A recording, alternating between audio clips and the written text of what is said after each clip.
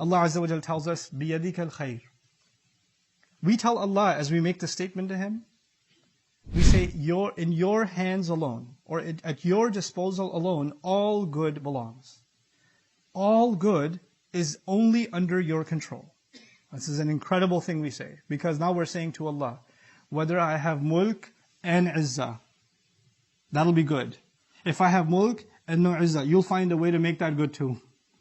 If I have no mulk and just izzah, there'll be a good that will come out of that too. If I have neither of those things, there'll be some good that will come from somewhere out of that too. You can create good out of anything. We see good when we visibly see good. Allah can create good out of things that we can't even imagine. Allah is the one who gave power to Fir'aun. Allah is the one who gave power to Namrud. You know the one who argued with Ibrahim alayhi salam and said, I'm the one who gives life and death? What did Allah say about him? أَلَمْ تَرَ إِلَّا الَّذِي حَاجَ إِبْرَاهِيمَ فِي رَبِّهِ أَنْ آتَاهُ اللَّهُ الْمُلْكِ. Didn't you look at the one arguing with Ibrahim? Allah gave him power. Allah was the one who gave him mulk.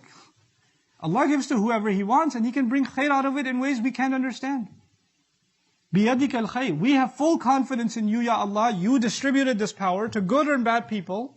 You distributed izzah in this way by Your decree, and we know one thing, You only do good.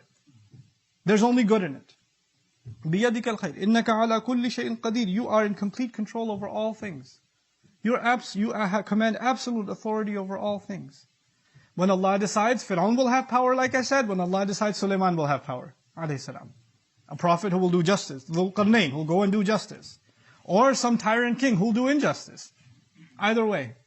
All in the same story too in Surah Al-Kahf. You've got young people whose boats being damaged by a tyrant king. And the same story, you've got a king going and doing justice. And both of them got their power from where Allah sent it.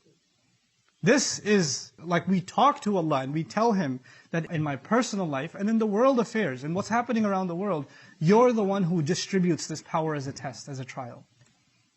And you know, the Israelites, who were made weak. You know what Musa a.s. said to them when things got really bad for them? He said, maybe, أَن يَسْتَخْلِفَكُمْ فِي الْأَرْضِ. Maybe Allah will leave you in power in the land. فَيَنْظُرَ كَيْفَ تَعْمَلُونَ. Let's see how you behave.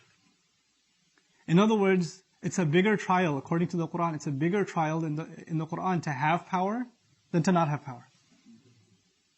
It's a bigger trial.